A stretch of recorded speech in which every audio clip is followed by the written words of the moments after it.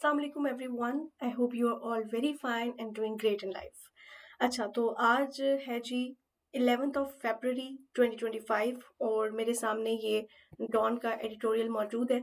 इसको हम पढ़ेंगे, समझेंगे कि इसके अंदर बेसिकली राइटर ने हमसे क्या बात की है और फिर हम इसको नैरो डाउन करेंगे कि कैसे हम इसको अप्लाई कर सकते हैं on any given topic of CSS PMS जिस भी एग्ज़ाम की आप प्रिपरेशन कर रहे हैं।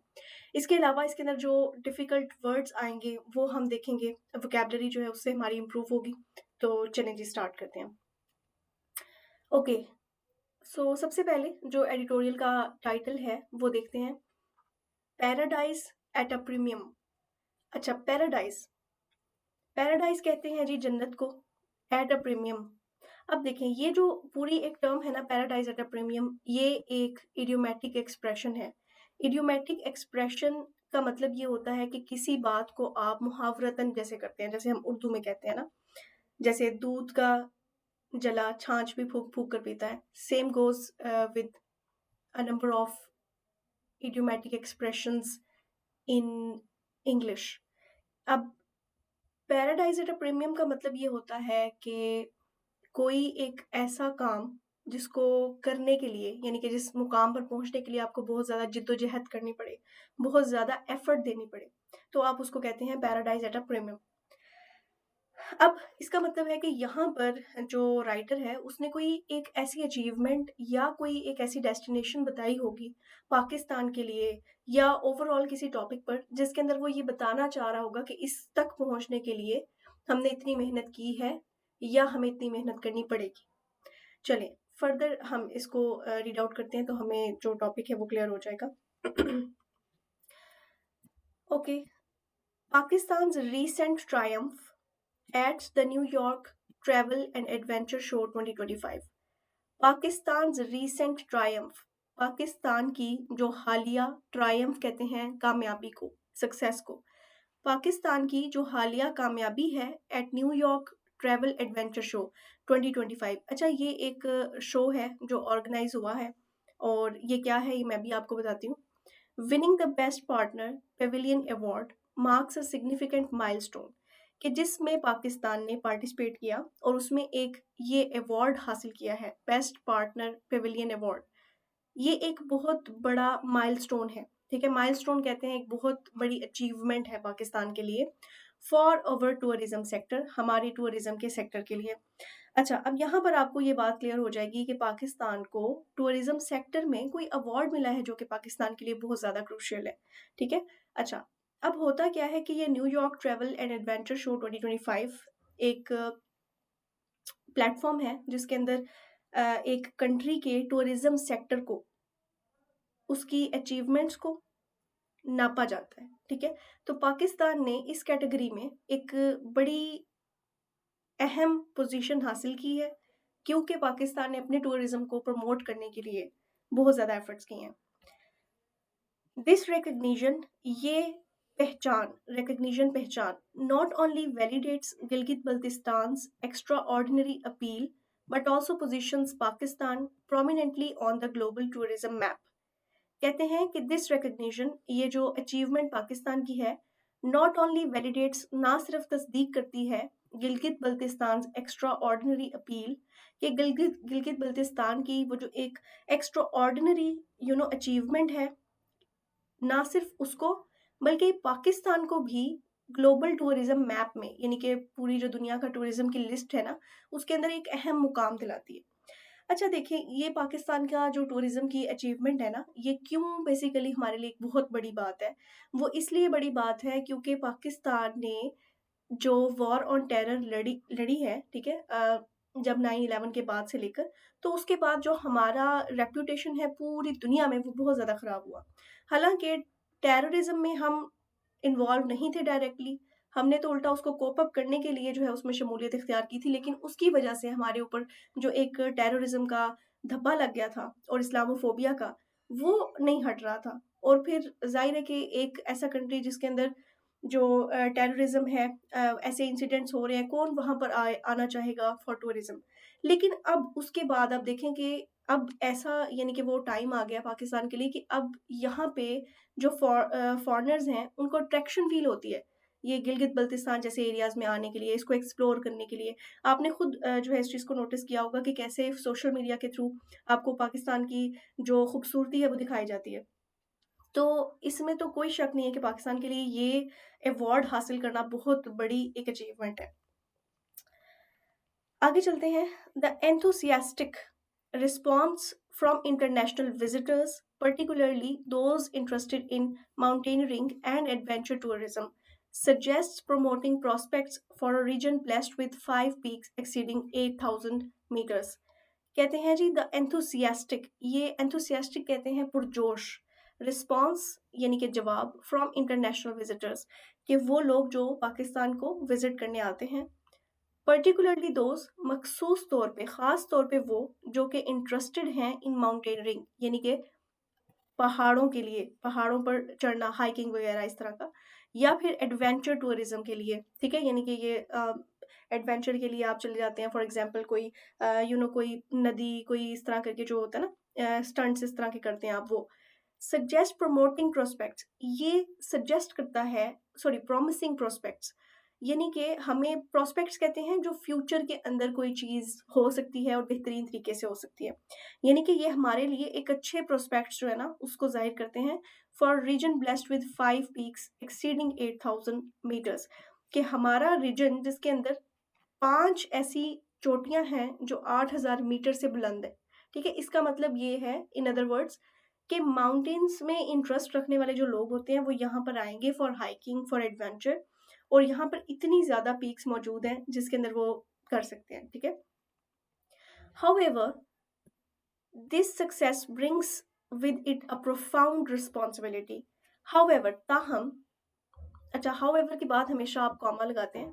दिस सक्सेस, ये कामयाबी, ब्रिंग्स लाती है, विद इट, इस अपने साथ, अ प्रोफाउंड रिस्पॉन्सिबिलिटी, एक बहुत गहरी या बहुत बड़ी जिम्मेदारी, ठीक है। अब क्या जिम्मेदारी लेकर आती है वो पढ़ते हैं। The rising influx of tourist two GB presents several problems. कहते हैं कि जी ये जो राइजिंग इनफ्लक्स है, इनफ्लक्स कहते हैं इनपुट को, यानी कि लोगों का ये जो अब टेंडेंसी बन गई है यहाँ पर आने की, ये हमारे लिए कुछ प्रॉब्लम्स को जो है वो जाहिर करती है।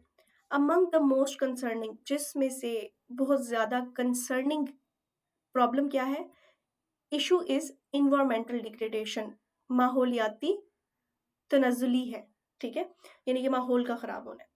अच्छा, अब पाकिस्तान इज़ ब्यूटीफुल कंट्री, ठीक है, टूरिज्म साइट्स बहुत खूबसूरत, हर चीज़, लेकिन जो हमारा इन्वायरमेंट डिग्रेड हो रहा है ना, and this is not something that is a joke और दैट इज़ सेड कि बस इसको कहना है तो इसलिए आप इसको कहते हैं, दिस इज़ रियलिटी। आपके जो ग्लेशियर्स हैं वो बहुत तेज़ी से मेल्ट हो रहे हैं, फिर उसको आप देखते हैं कि आपको हर साल कोई ना कोई इन्वायरमेंटल डिज़ास्टर का सामना करना पड़ता है, जैसे फ्लड्स वगैरह। तो ये चीज़ें साबित करती हैं कि आपका इन्वायरमेंट डिग्रेड हो रहा है और ये टूरिज्म के ऊपर इफेक्ट कर रहा है, ये उसकी फर्स्ट प्रॉब्लम है। आगे बढ़ते हैं जी। Popular destinations like Hunza, Skardu and Fairy Meadows have seen a surge in littering, deforestation and water pollution. कहते हैं जी हमारी जो पॉपुलर डेस्टिनेशंस हैं, जैसे कि हंजा हो गई, ठीक है, आपको पता है हंजा की तरफ लोग बहुत जाते हैं, स्कर्दू हो गया एंड फेरी मेडोज हो गया। अच्छा, यहाँ पर इजाफा देखा गया है किसमें, इन लिटरिंग, लिटरिंग कहते हैं गंदगी को, एंड डिफॉरेस्टेशन और दरख्तों की कटाई, ठीक है, एंड वाटर पोल्यूशन और पानी की आलूदगी। अब आप खुद सोचें कि आप जाते हैं, जब आप इस तरह की साइट्स पे जाते हैं, you go there to enjoy nature, ठीक है, आपको वहाँ के जो जंगलात हैं वो अच्छे लगते हैं, ठीक है, वहाँ की ताज़ा हवा अच्छी लगती है, लेकिन आप खुद सोचें कि अगर वहाँ पे फॉरेस्ट्स ही ख़त्म होना शुरू हो जाएंगे तो आपकी तो अट्रैक्शन उसमें ख़त्म हो गई ना। फिर इसी तरह से अगर वहाँ का पानी आलूदा हो गया है, सो ये चीज़ें बहुत बड़ा मसला है, ठीक है। अच्छा, ये जो हमारे पास आर्ग्यूमेंट है ना, ये बड़ा खूबसूरत आर्ग्यूमेंट है, आपने इसको अपने जो रजिस्टर के क्लाइमेट वाले सेक्टर के अंदर टूर इसको क्लाइमेट वाले सेक्टर के अंदर टूरिज्म से रिलेट करके भी लिख सकते हैं, ठीक है, और टूरिज्म के अंदर भी आप इसको ओवरलैप कर सकते हैं with the factor of environment. आगे चलते हैं। अच्छा, आगे वो कहते हैं सिमिलरली यानी कि इसी तरह से reckless construction of hotels and guest houses in altering the landscape without due regard for environmental impact. अच्छा, इसी तरह से रेकलेस कहते हैं जी लापरवाही से बनाए जाने वाले जो होटल्स हैं, गेस्ट हाउसेस हैं, क्योंकि बहुत ज़्यादा इनको कंस्ट्रक्ट किया जा रहा है ना, because it's a growing industry. तो लोग जो अट्रैक्ट होते हैं, जो बिजनेस ऑनर्स होते हैं, कि हम इससे जो है वो पैसा कमा सकते हैं।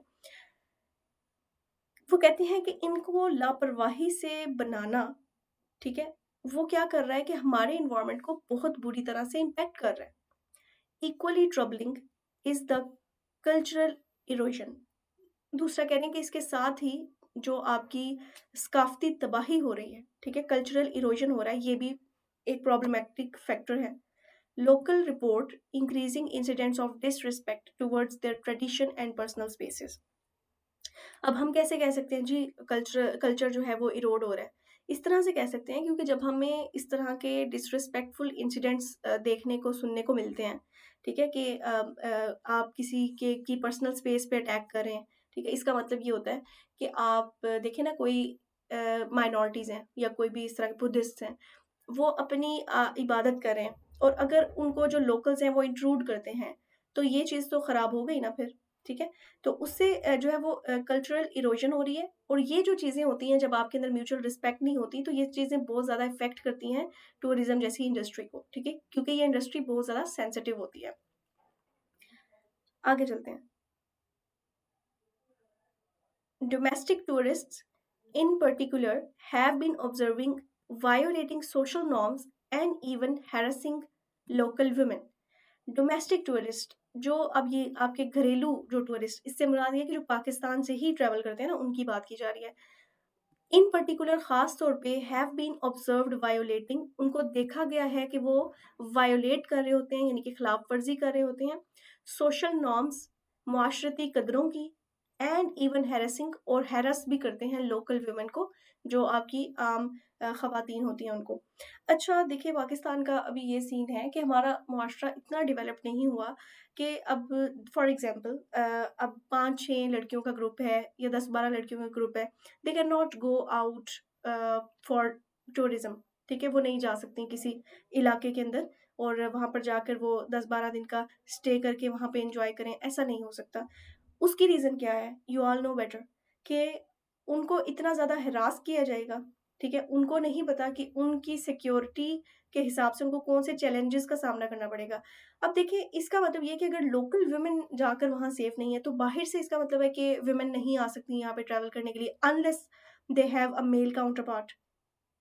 तो ये हमारे जो टूरिज़्म है, उसके अंदर ये बहुत बड़ा मसला है, ठीक है? आगे चलते हैं जी। The habit of inscribing names on ancient forts and monuments, playing loud music and intruding into private homes further points to the lack of manners। अच्छा ये देखें, ये बड़ी खूबसूरत बात है। कहते हैं जी द हैबिट ऑफ इंस्क्राइबिंग, इंस्क्राइबिंग होता है लिखना, कुरेद कर, नाम लिखना एंशियंट फोर्ट्स पर, ये जो पुराने आपके किले होते हैं या मोन्यूमेंट्स होगी, कोई पुरानी बिल्डिंग यादगार। प्लेइंग लाउड म्यूजिक, ऊंची आवाज से म्यूजिक को प्ले करना, और इंट्रूड करना यानी कि दखल अंदाजी करना किसी के प्राइवेट होम्स में, ठीक है, या उनके स्पेसेस में, ये फर्दर बताता है कि जी कितना लैक ऑफ मैनर्स है। अच्छा ये चीज़ ना बहुत ख़राब है, ठीक है? ऐसा नहीं होना चाहिए। आप कभी भी अगर किसी ये टूरिस्ट साइट्स वग़ैरह पर, ये ख़ास तौर पे जो हमारे ये पुराने किले वग़ैरह या इस तरह की साइट्स हैं, वहाँ जाएँ तो कभी अपना नाम वग़ैरह वहाँ पे ना लिखें। कोई आपको अवार्ड नहीं मिलेगा आज से 100 साल के बाद कि ये देखें जी इसका नाम लिखा हुआ है। नहीं, इससे आप अपना जो हमारी समझ लें कि हमारे असासे हैं, ये हमारे एसेट्स हैं, हम इनको ख़राब कर रहे हैं, ठीक है? ऐसा नहीं है, अगर इतना ही किसी को अपना नाम लिखने का शौक हो तो उसे सिर्फ़ पहाड़ पे लिखना चाहिए। इस तरह के ये फोर्ट्स वग़ैरह इसको नहीं ख़राब करना चाहिए, ठीक है? तो ये क्या हमें बताता है कि it shows that we lack manners. आगे चलते हैं। इंफ्रास्ट्रक्चर, ठीक है? इंफ्रास्ट्रक्चर होता है जो आपकी बिल्डिंग्स होती हैं, ब्रिजेज़ हो गए, रोड्स हो गए, रेलवेज़ वग़ैरह, वग़ैरह। Infrastructure is an other area of concern, ठीक है? उसके बाद जी इंफ्रास्ट्रक्चर एक हमारा और बड़ा एक कंसर्न है यहाँ पर। The Karakoram highway and mountain roads face mounting pressure from tourist traffics, while hospitals and water and electricity supplies are also burdened।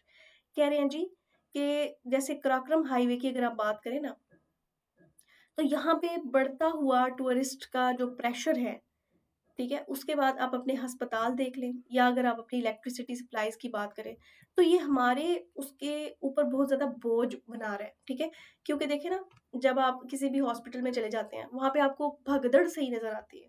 ठीक है, आप देखते हैं कि वहाँ लोग जो हैं वो कीड़ियों की तरह जो है वो वहाँ पर मौजूद होते हैं। इसका मतलब क्या है कि there is the lack of infrastructure, कि अगर आपके पास 2-3 और अस्पताल होते मेजर उस सिटी के अंदर, तो इतनी भगदड़ जो है वो ना होती। तो इसलिए कहते हैं कि जो आपका इंफ्रास्ट्रक्चर है, अब आपके ये रोड्स हो गए, ये सारा कुछ, तो ये बहुत ज़्यादा प्रेशराइज़ कर रहा है ये इस पूरे सेक्टर को। आगे चलते हैं। Economic benefits remain skewed with outsiders owning most hotels, tours and companies, while locals battle rising living costs। कहते हैं जी, इकोनॉमिक बेनिफिट्स रिमेन skewed। अच्छा, कहते हैं कि जो आपके मुआशी फ़वाइद है ना, वो भी बहुत कम रहते हैं। स्क्यूड का मतलब होता है टेढ़ा, ठीक है? यहाँ पर हम इससे मुराद लेंगे कि कम रहते हैं, क्योंकि जो आपके होटल्स होते हैं या आपकी कंपनीज़ होती हैं, उनको बेसिकली जो बाहर के लोग होते हैं, वो ऑन कर रहे होते हैं, ठीक है? और जो आपके लोकल्स होते हैं, वो अपनी जो लिविंग कॉस्ट होती है ना, डेली लिविंग कॉस्ट होती है, वो भी बेयर करने के काबिल नहीं होते। The government must act decisively, हुकूमत को जो है वो फैसलाकुन अंदाज में काम करना चाहिए। इम्प्लीमेंटिंग इन्वायरमेंटल रेगुलेशंस, माहौलियाती जो ज़वाबित हैं, असूल ज़वाबित हैं, उनको लागू करना चाहिए। वेस्ट मैनेजमेंट सिस्टम के ऊपर काम करना चाहिए कि जो कचरे के ढेर, अब देखें, बिल्कुल अच्छा नहीं लगता कि आप मरी वगैरह या यहाँ पे जाए ना, आपको कूड़े के ढेर नज़र आते हैं। आप वहाँ ये तो नहीं देखने गए। तो ये सेंस जो है ना, ये लोगों में पैदा अगर नहीं हो रही ना, तो हुकूमत को ज़बरदस्ती करवानी चाहिए, ठीक है? फ़ाइन करना चाहिए। एंड सस्टेनेबल डेवलपमेंट प्लान्स, और इसके अलावा आपके जो डेवलपमेंट प्लान्स हैं वो सस्टेनेबल होने चाहिए, ठीक है? मुस्तहकम तरक्याती मंसूबे। आगे बढ़ते हैं जी। Educational initiatives on cultural respects are essential. देखिए, वो कहते हैं कि तालीमी लिहाज से हमें जो अपने ये सकाफती एक रिस्पेक्ट है ना, कि दूसरे कल्चर्स की जो रिस्पेक्ट है वो पैदा करनी चाहिए अपने बच्चों के अंदर। Most critically, policies must ensure tourism. बहुत ही ज़्यादा जो अहम चीज़ है वो ये है कि policies must ensure tourism revenue benefits local communities rather than external investors. कह रहे हैं कि जी बहुत ही ज़्यादा ज़रूरी चीज़ है कि जो टूरिज्म है उसका फ़ायदा लोकल कम्युनिटीज़ को होना चाहिए, रादर देन इसके बजाय कि एक्सटर्नल इन्वेस्टर जो है उनके पास पैसा जाए। क्योंकि देखिए ना, अगर आपका बेसिकली टूरिज्म को प्रमोट करने का आपका मकसद ये है ना कि आपके मुल्क के अंदर एक इकोनॉमिक प्रोस्पेरिटी आएगी, अगर वो ही नहीं आ रही तो इसका मतलब है कि फिर इसका कोई फ़ायदा नहीं है, ठीक है? तो लोकल कम्युनिटीज़ का डेवलप होना बहुत ज़रूरी है। While global recognition deserves a celebration, जबकि जो हमें एक ग्लोबल यानी कि पूरी दुनिया में जो पहचान है, डिजर्व्स अ सेलिब्रेशन, की तो बिल्कुल सेलिब्रेट करने के काबिल है जो हमें पहचान मिली है। It should catalyse action. अब इससे क्या होना चाहिए कि हमारे अमल के अंदर इजाफा होना चाहिए। Otherwise GB risk becoming a victim of its own success. Otherwise, वरना फिर क्या होगा कि जो जीबी है, गिलगित बल्तिस्तान है, ये अपनी ही जो कामयाबी है उसका शिकार हो जाएगा। How beautiful is this line. That would be a market failure of Himalayan proportions. That would be a market failure, जो कि एक बहुत बड़ा मार्केट का फेलियर होगा of Himalayan proportions. Himalayan proportions कहते हैं कि बहुत बड़े लेवल पर जो आपकी बात हो रही होती है ना उसको, तो कहते हैं कि हमें हिमालयन लेवल्स पर जो है ना वो फिर इसका फेलियर बर्दाश्त करना पड़ेगा। And this is also a very beautiful line, क्योंकि देखें उन्होंने गिलगित बल्तिस्तान को कितनी खूबसूरती से हिमालय के साथ रिलेट कर दिया है। Okay, so this was the topic. अगर आपको इसके अंदर से कोई भी क्वेश्चन है तो आप मुझसे पूछ सकते हैं इन द कमेंट सेक्शन, और आप मुझे बताएं कि आपको ये जो है एडिटोरियल्स जो मैं रिकॉर्ड करती हूँ ये समझ भी आते हैं और कैसे लगते हैं। दूसरा, अगर आप मुझसे ये सारे एडिटोरियल्स रिकॉर्डेड फॉर्म में लेना चाहते हैं तो उसके लिए आप मुझे व्हाट्सएप कर सकते हैं ऑन 0305481033, और ये डेली बेसिस पर आपको जो है वो वीडियो मिल जाएगी। And this is you know premium. Premium उन लोगों के लिए है जो ज्वाइन करेंगे। Okay, I see you all very soon इंशाल्लाह। टिल देन टेक केयर, अल्लाह हाफिज।